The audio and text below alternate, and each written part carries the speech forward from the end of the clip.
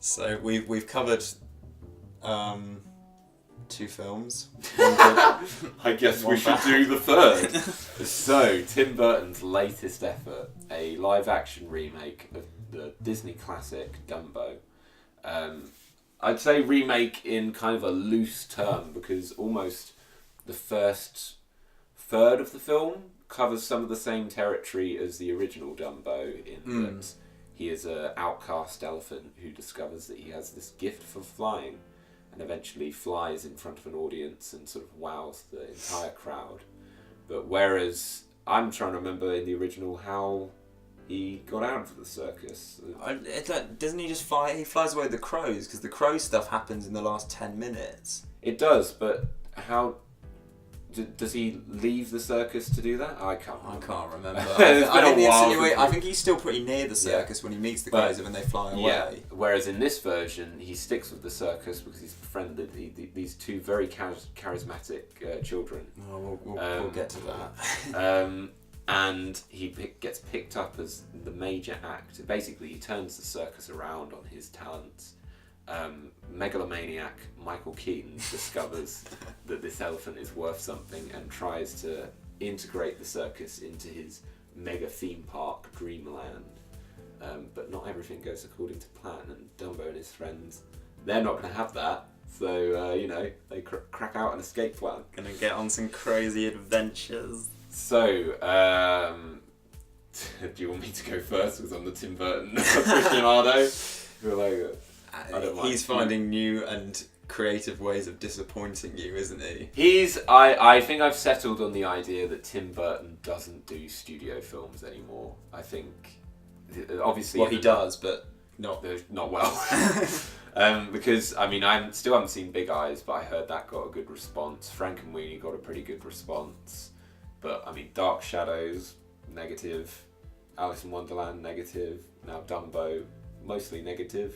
It's still 40%. A lot of people liked Dumbo, I thought. More so, this was written by the guy who did all of the Transformers sequels. And I was reading some of his other credits, and I can't remember. He did Scream 3, was that any good? No, that's the bad one. Oh, well, there you go. He did there was one where I was like, oh, wow, blimey. Aaron Kruger, I believe his name is. It really shows. The script of this film is so bare bones and so cliched isn't even the word to describe it, because at least with a cliche it feels like something that you kind of rely on and fall back on, whereas I'd say for the most part it is a cliche, but to a kind of egregious extent. Yeah, superficial.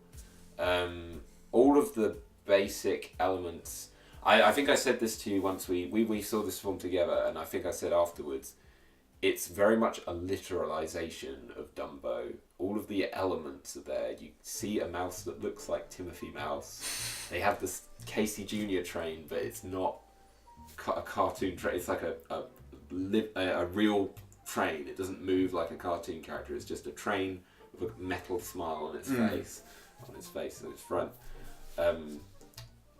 It's executed in an incredibly sort of matter-of-fact kind of way. There's not much magic. For a film about a flying elephant, there's not much magic to it. The pink elephant sequence comes and goes.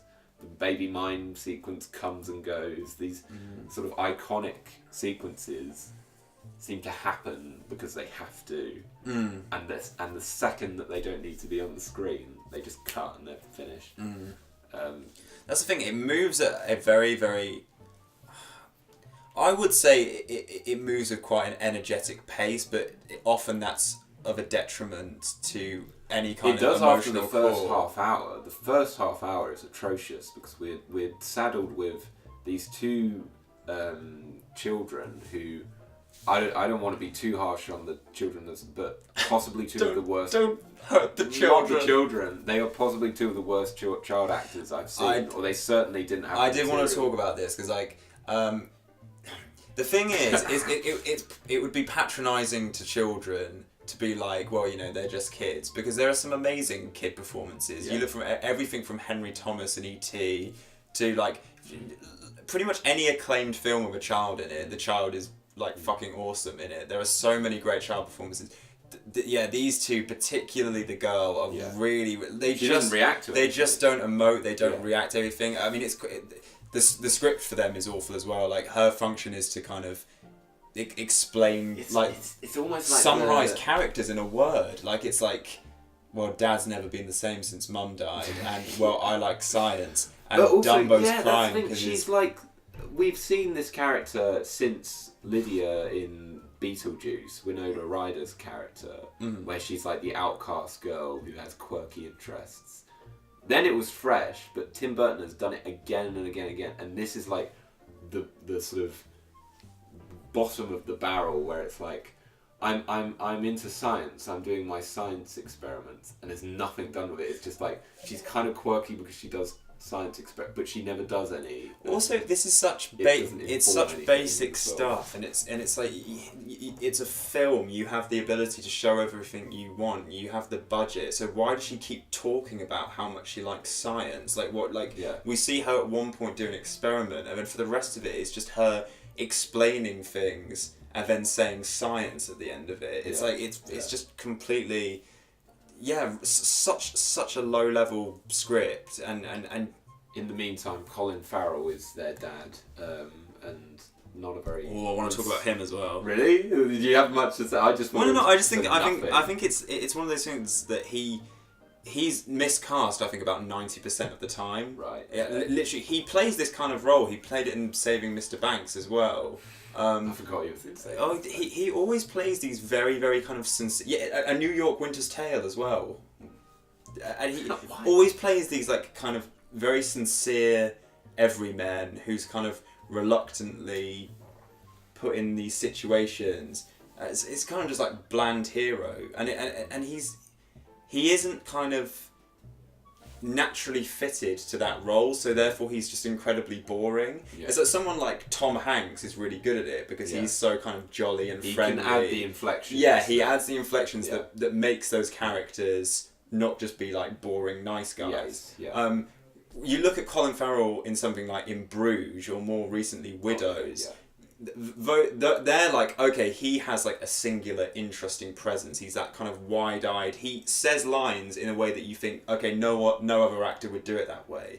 And I don't understand why he's so often cast as these like boring father figures. It's just ridiculous. Well, I mean, Danny DeVito carries it as best he can for the first half hour. He's kind of coasting. He does. There's so much goodwill out there for him and Michael Keaton. I'm sure we'll get to Michael Keaton. But I bit my lip then. Yeah, no, sorry. It's different with Michael. Danny DeVito is kind of good in everything, but he's coasting in this, and that's fun to an extent. But yes, that's what I mean. It's like when you have nothing happening in front of you, seeing Danny DeVito making noises at a monkey is enough to like make your heart like come back to life for like a moment. But then Michael Keaton shows up in his limo, and to say he hams it up is like an understatement. I mean, we were talking about inflections added to performances. He'll be normal 1 second, and then he'll make a noise or a facial expression, and like suddenly become like a psychopath. Scenes will end with just close-ups of him going. Well, that's what I said to you. So like, there's a scene where he like I say, he absorbs the circus into his dreamland empire, and he's showing Danny DeVito, who is the leader of the circus. He's showing Danny DeVito around these offices. He's like, here are your secretaries. Here's your office. This is that. And Danny DeVito says. So Mr. Whatever, what exactly is it that I'm supposed to do? And Michael Keaton just sort of makes this weird movement with his mouth, and then just goes, and then the scene instantly cuts, like no breathing room whatsoever. It instantly cuts to like a scene of the kids like trying to train it at Dumbo. We've just been left on that noise, that immortal noise that Michael Keaton has let out. But you liked Michael Keaton in it, didn't you? I think it's sad. It's very. I think that what happened was Michael Keaton was so happy. Bear in mind, he hasn't worked with Tim Burton since Batman Returns. Yet he always talks about Tim Burton, what a genius he is. Yes. So I think he finally got back with Tim Burton. Was like, Tim, we're going to do Beetlejuice again. It's going to be great. I'm going to do Beetlejuice right now. And then Tim, who's now like, what, 80? It's like, no, Michael, you know, we're going for a more normal tone in this film. And then Michael Keaton's having none of it. He's waited like 20 years for this. So he's like, no, I'm doing Beetlejuice. So he's acting the way like a Tim Burton character would have acted in 1992. Yes. Whereas everyone else is acting like Tim Burton characters from like 2010.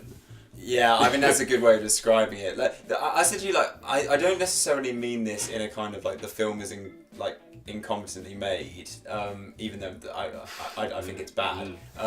But I do think it's one of the more like out of control performances I've ever seen. Yeah, like he's just like he's in a different film. But the thing is, I found the rest of it so kind of generic that he did become my favourite thing about it. Yeah. Because I was like, well, at least like. This is not something I just have seen a million times before. It's Michael Keaton making weird faces and noises. I love it when like there's a scene where he's introduced to Dumbo. They're in this little sort of marquee tent, and he's being introduced to Dumbo by like Danny DeVito, Colin Farrell, and the two kids. And Danny DeVito's like, these kids taught Dumbo how to fly. And there's a shot of Michael Keaton, and he goes like, yeah, and then he's like looking at them, like giving them almost like the evils. And it cuts to them and like their reaction, they're just sort of staring at him. And then it cuts to him and he like reacts again and he goes, yeah. And then like cuts again. It's like, what? What is happening? They must have just had so much stock footage of Michael Keaton like making facial expressions and noises and things. What did you think of the design of Dumbo? As in like how Dumbo looks, like expressions and everything like that. I don't really have a strong opinion about I thought it was adequate. I think if you're doing like a literal live action remake of Dumbo, it was adequate. I mean, actually, one of the things that I did like about the film was some of the production design. I did like the look of like the Dreamland Empire. I thought this cool. Kind of weird steampunk, like enormous theme park. Dystopia. And a lot of that seemed physical. Like I was kind of worried it was all going to be CGI, but like particularly like the Science Museum, that all looked like sort of physical props, which was nice to see. Yeah. I mean, it was Rick Heinrichs who's done production design for a number of Tim Burton's films in the past, and you can see that there's still the imagination there. But I mean, in that regard, one of the things that I thought was a missed opportunity, which is a really good idea of yours, when we came out, you said, what you kind of like the pink elephant sequence, and I don't know if you want to explain kind of what do you want me to do? Because I don't know what you're gonna. Because you said basically, so they recreate, so as part of one of Michael Keaton's shows, we're just going to call it Michael Keaton. Michael Keaton is the theme park empire now. One of his shows is that these sort of ballet dancers almost start blowing these enormous bubbles and they form into shapes of elephants. And Dumbo's watching this before his big performance. And it suddenly becomes the pink elephants sequence. Where so I was playing the moving music around. It's not a patch on the original. I mean, it would have been hard to ever. The original's fucking insane. I love that bit. It's like freeform jazz in animation form. But the interesting thing is that you can't tell if it's sort of from his perspective how much he's like, from Dumbo's perspective, he's seeing like the sort of trippy, fun side of it. And you said that it would have been interesting for the rest of the film to do that, where maybe Dumbo's perspective of things is a bit more colourful, a bit more larger than life. I think that but instead they do like this fisheye effect, which is as creepy as hell. Do you remember that? So whenever it's filmed from Dumbo's... And it's that's completely inconsistent. Yeah, I know basically, with that scene, the cool like bubble purple visuals, it was one of the more kind of visually exciting sequences in the film, and then it cuts to this close-up of Dumbo with like purple like infused on his face, and he's nodding along, and it was the first time I felt like the film was actually telling us the story from Dumbo's perspective. From the title character's perspective. And not these fucking boring children. It's like, yeah, okay, great, I came to watch Dumbo, like I care more about the elephant than any of these pointless human characters. Well, except Michael Keaton. He's not human. I wish the whole film was like Dumbo and Michael Keaton in a small room just interacting and Dumbo being like oh my god, imagine if in your world, the wacky Dumbo world, what Michael Keaton would look like. But yeah, anyway, that was the one moment. Maybe that's what Michael Keaton was going for. He was doing it from Dumbo's perspective. Sorry. Maybe only he could see the elephant. Yeah, it's right there at Dumbo. You gotta pretend he's there. But yeah, he's looking at it, and there was a lot of like nice detail and like a weird kind of dopey smile on Dumbo's face, and I felt like I was in his head, which was kind of what I wanted more from. The fisheye thing is used about 4 or 5 times, and it's just kind of gross. It's sort of empty visual flair, and it looks ugly and doesn't look good. But then that scene it changes into the purple elephants. Yeah. And then I was like, okay, that's a cool way of doing it. But then I was like, but wait a minute, that doesn't make any sense. The reason that happens in the original is because him and the mouse get drunk, and then he has this weird trippy hallucination thing. And even though it's one of like Disney's old-fashioned like don't ever drink kids things, at least it makes sense. Whereas in this context, it's kind of visually cool, but it's like, hey, remember the pink elephants bit? It doesn't make any sense. Well, I think also the interesting thing, I mean, like I say, I haven't watched the original Dumbo in years, but it was making me think that the original Dumbo almost feels like at points I know it was one of the much lower budget, because I think it was wartime, so it was a lower budget, one of the shortest 41 Disney films.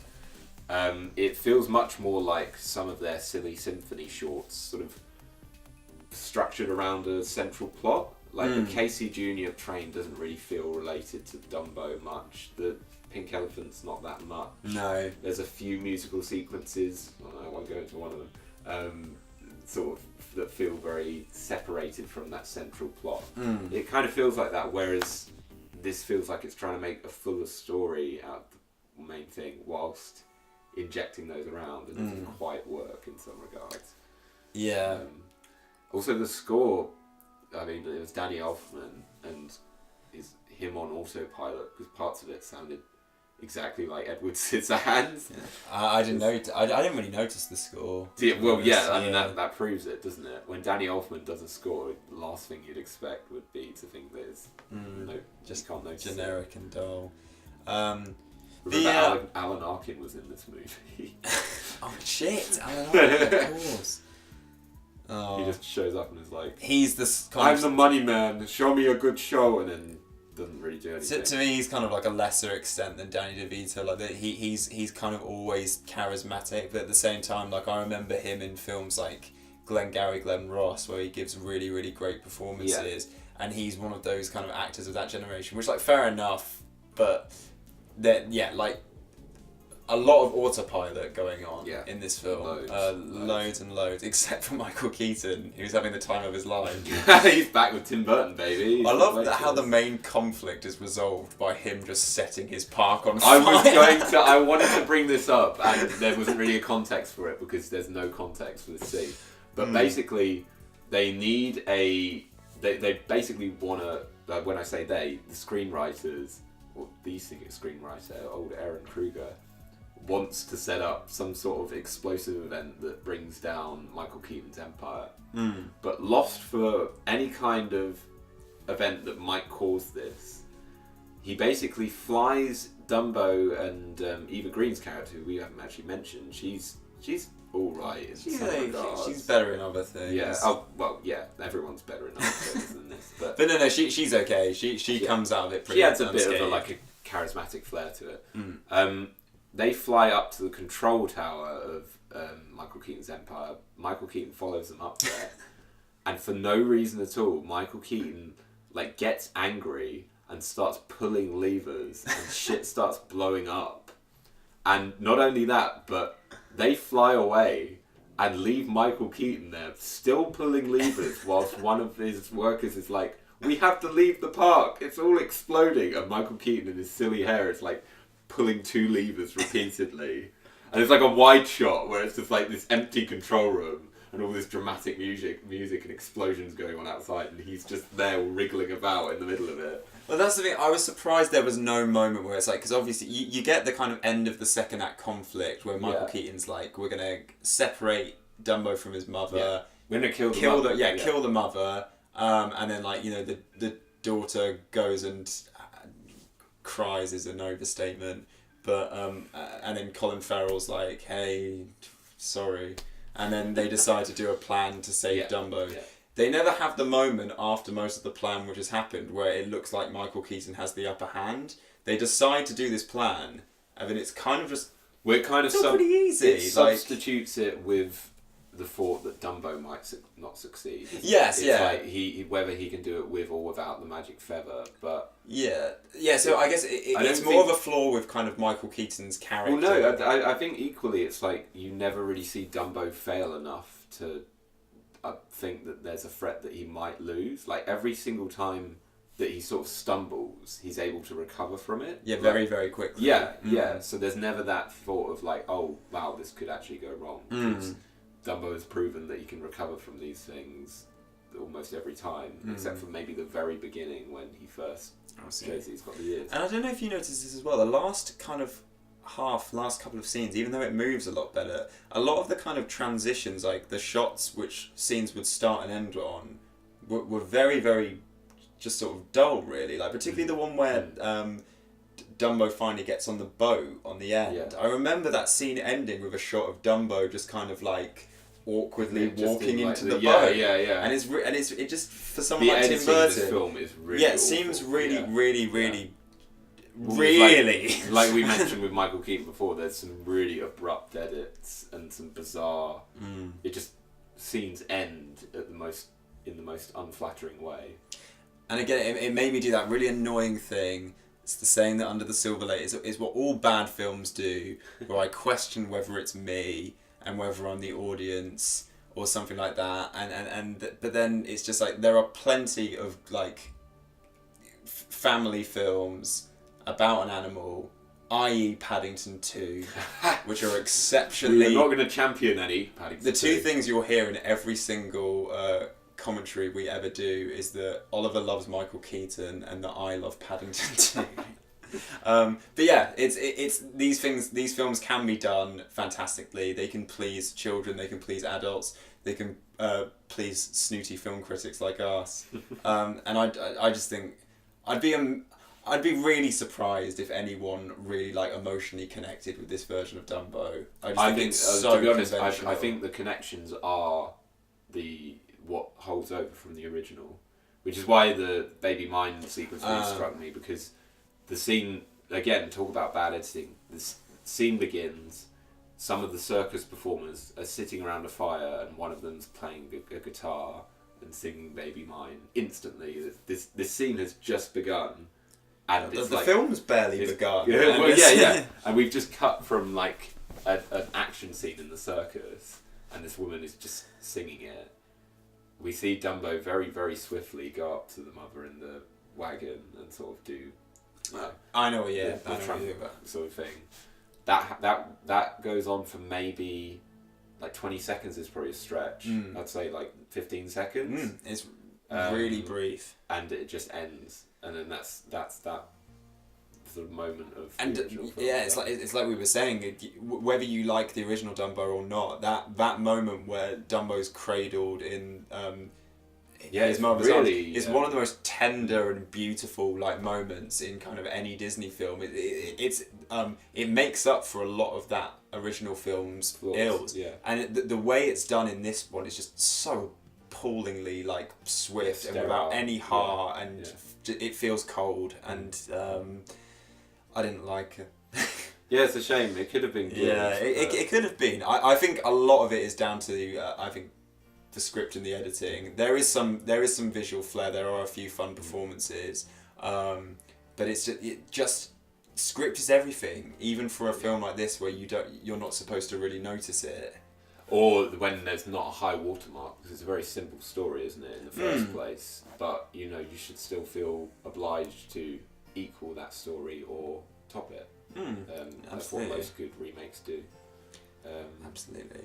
So, which of the 3 films would you recommend? Well, firstly, do you want to do my little game arena based on Dumbo? Do I? So, I mean, He's getting Dumbo is the latest in our classic, the new Disney classics, the new wave, the next wave of Disney classics. I'm hoping that my phone's going to survive this because I have a list on here. You love lists, I love lists! Well, we've got one here. Are you going to make me do a list? No, I've got a list and we're going to go along it film by film. So, this is the Disney cinematic universe at the moment. What I've done is I've plotted up until 2024 the Disney upcoming films, the live action remakes that we're going to receive.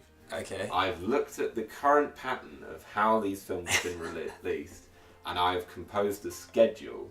So we're going to go... So start off, we've got the films that have been released so far. Okay. We're going to go through and we're going to see the pattern. So in spring 2010, they kicked it off. I mean, obviously, you want to go really far back. They did do The Jungle Book in the 90s. They did do 101 Dalmatians. But the big one was Alice in Wonderland in spring of 2010. Yes. That's kind of what proved, even if it was a critical disappointment, it made a ton of money. That was a really big year for Disney, I remember, because they had that. Tron Legacy, which actually didn't do that well. Wasn't Tangled and Toy Story 3. So it was a big year for them, but Alice in Wonderland proved it. And then, so 4 years later, spring 2014, comes Maleficent, which is obviously kind of our Sleeping Beauty parallel. Spring 2015, Cinderella comes along. Spring 2016, we got The Jungle Book. But this is when things get a little bit more intense, because spring 2016 we also had Alice Through the Looking Glass. Not a remake, but a sequel to one of our remakes. Don't even remember that coming out. No one does. Tim Burton doesn't remember it coming out. Was it Tim Burton? No, he produced it, he didn't direct it. Oh yeah. Does that just mean he said yes? I'm kind of done with this movie. He probably produced it as much as he produced Batman Forever. Spring 2017, Beauty and the Beast. Again, really big hit. A bit stilted. Summer 2018, Christopher Robin. If you want, take it or leave it. Is that? I didn't include Mary Poppins. Christopher Robin. His voice was so creepy. I remember watching the trailer. It's more bear, isn't it? It's just that. Have you forgotten me, Christopher? He's so like dour in that film, or so down. Why is everything grey? Yeah. Is that meant to be the point that they will? Well, no, that's interesting about Dumbo is the trailer makes it look really grey, and then the film's more colourful. But with Christopher Robin, it was really grey. Like I was watching a scene of it because I did those screen checks on it, and it's like the introductory scene of Pooh in his little tree house, and it's like grey and dark in there. There's no music, and he's like getting up. And he's like, "Oh, I've been doing my stretches, up, down, touch the ground." It's like no music. There's like dust falling from the. Was it like those videos of Ross from Friends without a laugh track? It is. Yes, it is. Yeah, only Winnie the Pooh. Yeah, I was watching. Winnie the Pooh without happy music. So, and then spring 2019. So we're getting up to the current slate, Dumbo. So we're up to present day. It's the only one I've seen. Really? I've seen Beauty and the Beast, The Jungle Book, and Alice in Wonderland. I've heard Cinderella was okay. I mean, I haven't really enjoyed it. A lot of people love Beauty and the Beast, and I really didn't like that. So, immediately upcoming, we have spring 2019. We have Aladdin coming out. Whoop, whoop. We'll get into that at some point. Summer 2019, The Lion King. They've really got their hopes up on this year. Autumn 2019, we have Maleficent 2. Something of Darkness. And a question... Heart of Darkness. That's a great game. And a question mark is Disney are releasing their streaming service in autumn of 2019, which is why they've taken off all their films from Netflix. They're going to put them all on this one streaming service. So you pay for that, you get everything Disney. and they're going to start making original productions, and their first lined up is Lady and the Tramp. Not a big one. Live action? Yes. Okay. Yeah. So not a big Disney hit, but they're going safe. They're going to do something a bit smaller scale for the screen. Yeah. Service. Spring 2020, we're back into theatrical releases. We're going to kick off spring 2020. We've got Mulan. I bet you're looking forward to that one, aren't you? I just want to kill them. So, now we're getting into... It's not... Well, I think it's loose in a few parts. Mulan is the best. I don't get how they got to the Imperial City. It doesn't make any sense. No, that's one of your few criticisms you've made that don't... I don't really care because it's like... I don't know, stylistically it works fine. It's like Beauty and the Beast. I don't care why nobody knows that there's a castle with a prince in it. It's a fucking fairy tale. Why do you have to explain it in detail? Now we're getting into, in pre-production, so just starting up, we've got Cruella, which is going to have Emma Stone. Hey. Is it Emma Stone? Yeah, she would make a great Cruella. Oh, she's good in everything. And Glenn Close is producing it. Oh, well, that's quite... wow, that's the, like... I'm actually looking forward to that. There you go. I reckon that's going to be like the Logan of the Disney. Well, I've scheduled that. We don't currently have a date, but I am going to say that that's going to come out summer of 2020. So we're going to have... I think because this year they've upped their game, they're going to start releasing more of these each year. 2020, they're going to kick off spring with Mulan. And they're going to say summer, we've got Cruella coming out. And another one in pre-production is Pinocchio. Okay. That's had loads of live action versions in the past. Robert Benini. Sorry? Is that his name? The guy who did Life is Beautiful. Robert. He won an Oscar, and then he made the live action Pinocchio, which is apparently really it is awful. So those two are pre-production. Now we get into... I'm sorry if I'm really complicating this, but... I'm sorry, Pinocchio. I think that's not going to come out the same year. I think they're going to need a little more time for that. So I've put it in for spring 2021. Is this you guessing now when they're going to come out? Okay, guessing, cool. Theorising. Predicting the future. And in... now we're getting into ones which... I'm confusing myself now. We're getting into ones which they have announced but aren't in production yet. Okay. Are you with me? Yes. It is like midnight. It's past midnight. Stay with me. Okay, I'm with you. The Little Mermaid. I didn't know they had already lined up for one. Obviously, they're going to make her much more of a strong female character than she was in the original film, just relying on princess. That's the one Disney film I haven't seen. I kind of like it. I think. What? Well, what? It's I to be honest. Do you like misogyny? It's not actually that misogynistic of a film. And you'd know. Yeah. No, Listen to me. I don't know. I'd have to. I'm a man. I would. Know. I'd have to watch it and settle this debate once and for all. I just love some of the animation in it, but Ursula looks cool. She is. She's ha. Well, she's a bit funnier than that. A bit of a more female laugh. So I think that they're going to line up for 2021. I think that's going to be on the same year as Pinocchio. They're going to have summer 2021, The Little Mermaid. That is like a guaranteed hit, I think. So they're going to line up for summer. Okay. Hunchback of Notre Dame. I wouldn't have expected them to go for this yet, but apparently it's on the cards. I don't think so. I think that's going to follow the same... So what was it? Maleficent 2 is coming out autumn of this year. I think they're going to do the same thing with Hunchback of Notre Dame. Safely put it into the autumn slot. They're going to be like... I think that's going to be a dull disaster. I love the original, but there's something...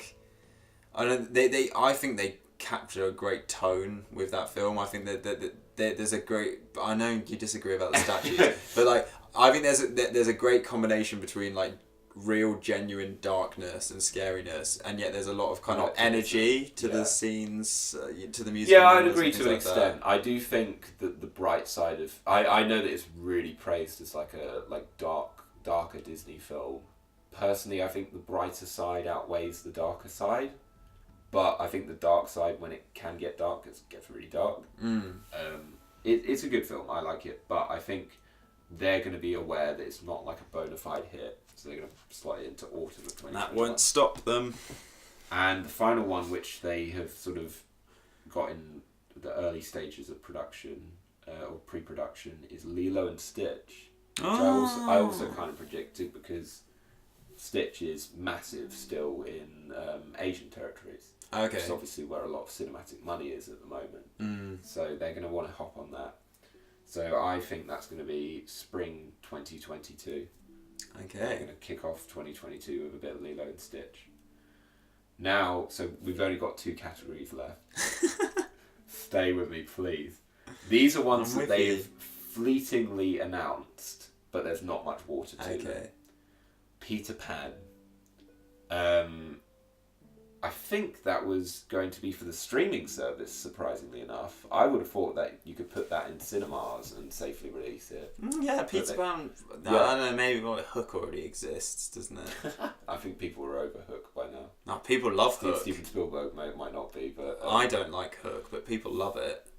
Do they? I thought it was genuinely it's one of agree, those. It's always at the top of the list of those articles which are like 10 films you think you love but are bad, and it's true. But people of our generation watched it when they were very young, and if you watch it again, it's not completely without merit, but there's it's not up to Spielberg's usual standards by any means. It doesn't do the job quite.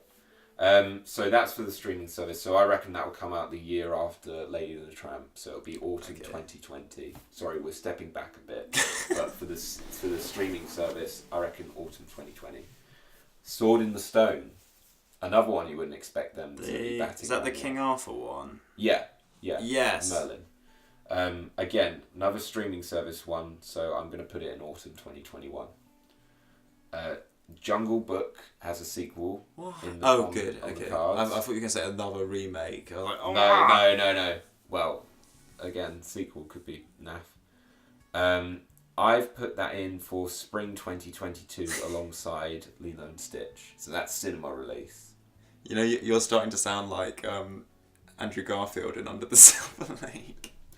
You know, there are all these films. These Disney films. We need to write. If you link them up. I'm gonna write a 2.5 message. I'm gonna write a 2.5 hour film about you. This feels 2.5 running around Bristol trying to figure out. Snow White and the Seven Dwarfs was one that I thought was conspicuously absent, but they are batting around that idea. Thank God. I've put it in for summer 2022, but I don't know that it's going to be like a summer hit film. I don't know.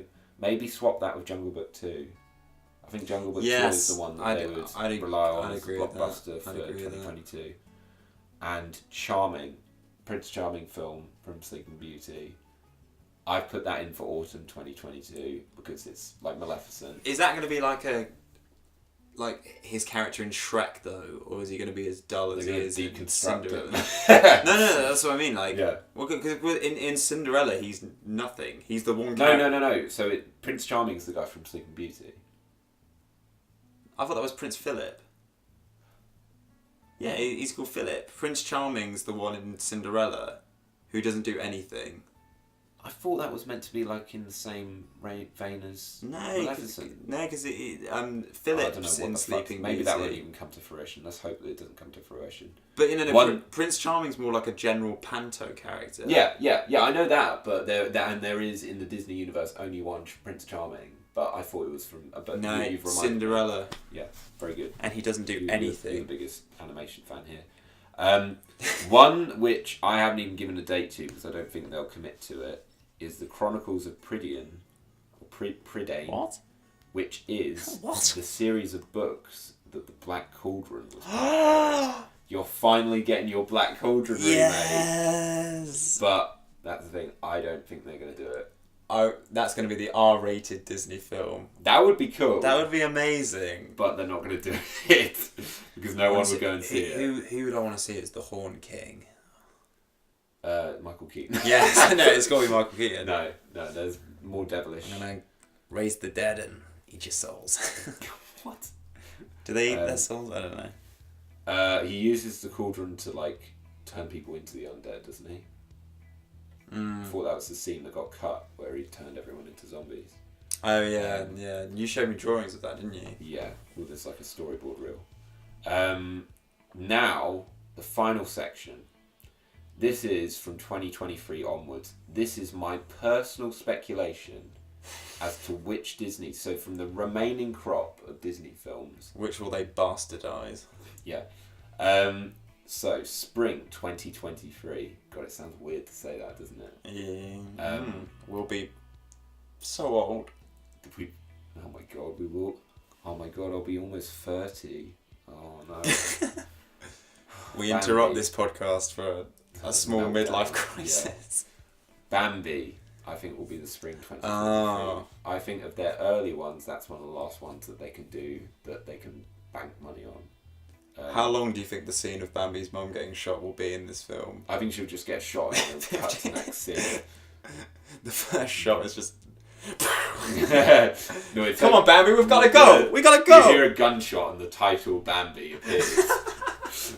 They literally open on it. Now, here's my exciting conspiracy theory for the night, which I thought would be closer to the truth, but I've been disproven because it's not on their upcoming schedule, which surprises me. But I have noticed there were a lot of conspiracies going around when Disney bought Star Wars, that afterwards there was a lot of content on the internet coming out where they were saying the Star Wars prequels aren't that bad, and everyone was saying maybe Disney are paying these people to reappraise Star Wars prequels so that the value of Disney's property that they've just bought can be raised up in time for The Force Awakens, if that makes sense. Okay. So Disney were trying to sort of up the value of their investment so that this $1 billion investment they've just made is worth a bit more. Okay. But I feel this is a conspiracy theory. Now my theory is, when I was younger, or not that much younger, I really didn't like that there wasn't much Hercules merchandise around and that Disney never really acknowledged Hercules. Yes. More recently, there has been a very weird sudden uptick of Hercules content, merchandise. They're doing a musical on Broadway now. Are they? 20, 30, years after the film came out. Tate Donovan is returning to the stage. I'm Hercules. There's also, can I just add in a fun fact? I love that the guy who does the singing voice for Hercules, the only other film I've seen him in is Hostel Part 2. Really? What, Roger Bart? In which, close your ears if you don't know. He gets his penis cut off in Hostel Part 2. And I was like, he's not singing. I just find that such a strange fact. Yeah, thanks for bringing that up in our Disney podcast. It's not the Disney, it's the Us it's podcast. It's not the Disney show. And then you've thrown this Disney theory on me. Sorry, what's happening? Yeah, that's why I was surprised that they're not planning it, because suddenly they're bringing back Hercules, and it's like, okay, remember Hercules? What instigated this? Remake. So I think that will be their big summer 2023 film. I think they'll be stretched on the 90s big fun animated films. They're going to go for Hercules. In autumn of 2023, I think on the streaming service, they're going to do the Aristocats. I think that's one that there's a market for it, but maybe not enough for cinema, so they'll put it on the streaming service. I agree. Spring 2024. Don't worry, there's only How far does this go? There's 4 films left. Robin Hood. There is a market for that. We already have a live action Robin Hood, which is perfect. Yeah, but it doesn't have animals in it. It doesn't have a fox playing Robin Hood. Russell Crowe has a look in his eye of an animal. I thought you were referring to the Taron Egerton one that came out recently. Oh no, I don't know that one. Yeah, shit. Nobody does. Nobody went to see it. God, that was so recent. Yeah. So yeah, I think they're going to leave it a little bit. 2024, there is a how should we say stimulated market for Robin Hood. So, or the Disney version in particular. I think they will bank on that. That same month, I think they will finally get round and address Pocahontas. Their last big hit of the 90s. They will do that spring 2024, but it won't be the big hit of the summer. Do you know what will be the big hit of the summer? Because nostalgia would have grown to a fever pitch at this stage and everyone will want to see it. Summer 2024, folks, let's hear it for The Emperor's New Groove, the live-action remake. The film that isn't actually that great, but everyone loves it anyway. Even me, I like it, but it's not a great film. Don't you think by like summer 2024 they'll get so greedy that they'll start doing live action? At any point, they'll start doing Frozen. I was looking at that and I was a bit like, yeah, they might not do like Tangled or like Frozen or Wreck-It Ralph, because I think that's still quite soon. I don't know. Oh, maybe I wouldn't put anything past them. Maybe. Next year we'll have a Frozen. But the thing is, yeah, but they might do like a Frozen 3 and they won't want to cross. Oh, yeah, actually, yeah, they'll do a million. Yeah. Last film on the list, summer 2025. I think they're going to do a live action Princess and the Frog. I think that's the absolute last. That's quite a recent one. And also, they're all bad ideas except for Cruella. They're going to be scraping the barrel at that point, so they'll go to Princess and the Frog. Which can I say, not in a mean way, but that was a very, very depressing 25 minutes. Was that the intention? Because all of these sound like bad ideas. Well, we'll see how many of them come to light. Some of them might get cancelled. The trend may stop. Did you miss out Tarzan as one that had already been made? I intentionally missed out Tarzan. Ooh, because why? I hate that film. No, I love that film. We both love that film. I was surprised when I looked back. The original? The Disney one. Yeah. Yeah. I was surprised that it was like the fourth highest earning of that decade for Disney, other than like the big three of like Beauty and the Beast, Aladdin, Lion King. Tarzan was like fourth. Oh, that doesn't surprise me. Really? What, other than like The Little Mermaid or like Pocahontas? No, I think Tarzan, I remember being quite a big deal. Yeah, it was a big deal. It's just surprising that it made so much money. And also that Phil Collins soundtrack. Oh yeah, it went platinum instantly. I love that movie. There's some legal wrangles around Tarzan. Disney, I don't think they're allowed to use the Tarzan or characters from the novels anymore. Oh, I see. Like, I had a video game a while back and they used the Disney created characters from the film, but they don't refer to them as Tarzan characters. They're just like, these are... Are they allowed to say Tarzan? No, that's the thing. It's like... So like you could get like Tantor as like a mount that you could ride around on, but it's just said like Disney instead of Tarzan, and it was like Turk's best friend Tantor. That's so weird. It doesn't even mention Tarzan. So obviously it's still able to distribute the original. Was film. Jane absent from the scene in Wreck-It Ralph 2 where she meets all the Disney princesses? Ah, okay. They never really used Jane. Well, that's probably the reason why they never used Jane, because there's legal rights. Yeah. So I don't think they'll do Tarzan. They'll be fine in 5 years when Disney owns everything, including you and me. Yeah, yeah.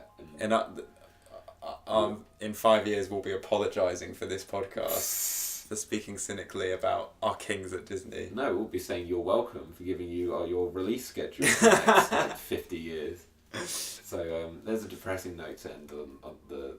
Do you think maybe Disney will find this podcast and pay us $1 billion to use this as, I don't know, something? Well, I think they're going to kill me now for exposing the Hercules conspiracy. Now everyone knows that they're going to re-release Hercules. That's our Under the Silver Lake film, you getting killed for knowing too much about I have loads Disney. of Hercules merchandise in my room with like lines drawn between them. Like this was produced from a factory in China. Do you know what also China makes? Films.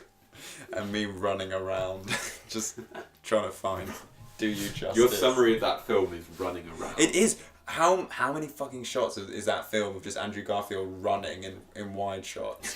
I laughed at the first couple. I wasn't laughing by the end. No. No. I heard you laughing the first few times, but... Yeah, no, that was depressing. I'm By the way, I'm Us really is a great upset film. about Mulan. Yeah, no. Oh, we do like. Let's end on some films we've seen recently, like older films, which are great. Have you seen it? like, Oh, many- fuck. I can say I did see. I'm not embarrassed to admit that I went and saw Fisherman's Friends at the cinema. And I thought it was good for what it said. Here was finally a film, like Under the Silver Lake. That is clearly a film that is setting out to be something very, very grand and failing in a big way, and yet it won't admit to the fact that it's failing. Fisherman's No Friends- film would do that. No, there are films where Actually, you can Vice kind- did that. There are films. Yeah, Vice did that quite vocally. There are films where you can tell the filmmaker wasn't in it. I feel like Planet of the Apes, Tim Burton's Planet of the Apes is like that. It's not like the later I ones, know what you mean. but like his later films where it's like it doesn't even feel like Tim Burton's on the set. With Planet of the Apes, it feels like he's like apologising to you every now and again. Yes, I know. Yeah. Whereas Under the Silver Lake didn't have that. Fisherman's Friends, it felt like it was a very simple story that hits the beats surprisingly effectively. There's quite a lot of setup and payoff that I was surprised by. It's not perfect, but it surprised me in a way that a lot of modern film, like blockbusters, sort of disappoint Just me. like basic things. Like setting up the antagonist of the film. There's like a subplot about a pub. This is how British the film is. Like one of the subplots is like a pub in this Port Isaac area in Cornwall. It's going to be bought out by this. We won't say Tory, but it's probably Tory. like landowner. I think it's going to turn into a hotel or something. And it's like it's the heart of Port Isaac. Why could you sell it to this man? And this landowner or whatever he is introduced as like the uncle of the main character, one of the main character's friends, right at the beginning when they're going for a stag do. He's like, oh, my uncle's like lent us this place and we're just going to chill here for like the week. So you don't even pick up that this guy's going to be the antagonist, but that name is slipped in there so that it becomes more and more familiar. Okay. Stuff like that, where I'm like, films don't do this anymore, and this film that everyone's kind of slagging off actually does it. Oh. There are scenes where stuff happens and it's kind of, happens very instinctively, and it's like, okay, nothing really set that up. I don't know why is that really relevant to the film, but it's effective for what it is. I mean, I think I gave it a 5 out of 10 because it's not really my kind of film anyway. I would suggest it's definitely intended for an older crowd, and it's been very popular with an older crowd. But I can't really speak that much ill of it. I think it sets a sort of medium bar for itself, and it hits that. Okay. It doesn't aim for exceptionism, but it doesn't fall short of the bar it sets itself. So I was kind of pleased. Very good. Don't expect the best, but it's pleasing, and it's quite it's That's charming, good to hear. and it's good fun. It's like a sort of hug. Not like a hug from like a best friend or your lover or something, but like a hug from like someone at a party where you feel included. Put it on the poster. They probably Not a would. hug from a lover. They have quotes on the poster that aren't assigned to like papers or anything. They just have quotes, and there's nothing underneath them. So I'm thinking they did the preview and just asked people what they thought, and then put that on the poster. It was a charming film, would it? On the poster. Okay, well, I'll just say a few older ones I watched. If anyone like me still buys DVDs, I'd recommend these ones. Is that the one that I put under my hot chocolate when I need something to put it on? What's that a reference to? Oh, you're saying that DVDs are like coasters. Oh, cute, real cute. Look at me. Yeah, I watched a lot of kind of classics that I don't really need to review, but a couple of ones that are less known. I watched a film called Thoroughbreds with Anya Taylor-Joy, and it's Anton Yelchin's last film. Yeah, you mentioned. Yes, that's really, really good. They're two really strong actors, aren't they? Yeah, I'm so fucking sad about Anton Yelchin. He's just such a wonderful actor, and yeah, it's so tragic that Seek out Green Room. he died in an accident. Yes, Green Room, really good. He's really good in the Star Trek films. Yeah, no, Thoroughbreds is really fantastic. But Anya Taylor-Joy, and I can't remember the other girl's name in it, but they're these two sort of make this unlikely friendship, really, and they're basically both a bit like psychotic and unfeeling, and it's like wrestling with their kind of very like upper class privilege and how they connect with other people, but it's all done in a very, very cold, clinical, but just like stylish way. Very good film. Very good film. Also, The Gift by Joel Edgerton is really, really good. Great performance from Jason Bateman. He's who I don't usually like. Surprises. I know him mainly from Horrible Bosses, which is so just the end of the world. And you always see him as like the straight guy in these like boring American comedies, and he always looks like he's sleepwalking through him. But he's one of these actors who occasionally shows up in something like Juno or The Gift, brings a slightly darker side to his performance, and it's really, really convincing. So that's very, very good. Solid film. And the other one was Copland, which surprised me. That's James Mangold's sophomore film. Full Circle. Yeah. Full Circle. He did Logan and Walk the Line. And Copland has like Harvey Keitel, Robert De Niro, Ray Liotta, like a 90s kind of New York cops and corruption film. Mainly good because of a very surprising performance from Sylvester Stallone, who plays like, he's basically like this dumb sheriff who's surrounded by all these really, really like kind of hard-ass cops who are involved in these elaborate schemes, a lot of fraud, a lot of corruption, very, very kind of aggressive macho world, and he's just like this innocent sort of idiot sheriff who wants to do the right thing, and he gets kind of bullied by all these characters, and it's a really, really kind of tender, vulnerable performance, and it's good. Like he can do a lot of good when he's I was because I've watched this and First Blood in the same year, and he's got more range to him than I thought he did. But yeah, it's dated quite badly in some ways, just in terms of like the way like the action's executed. I think it's a bit overpacked, a bit convoluted, but the character interactions are really, really good. I'd recommend that. So yeah, I like films. I like films. Yeah, this is why I buy DVDs, because there's so you get much more good joy old in stuff. DVDs Yeah. But no, I think that our lasting message should be that Us is really fantastic, and Jordan Peele should rule the world. Yeah, keep your eyes on him. Yeah. It's I think bedtime. Yeah.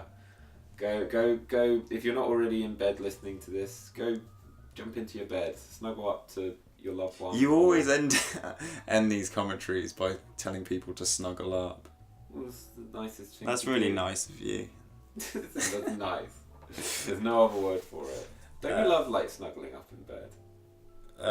Yeah. Sorry, I'm going into weird territory now. Okay, don't snuggle up. It's cool. It's just it's an underused phrase. Oh man, I love that phrase. Okay, snuggle up, everyone. Whatever you're doing. Snuggle up. See whatever films you want to. Don't let us inform your opinion. And have a good however long it is until we see you again. Bye. Thank you very much.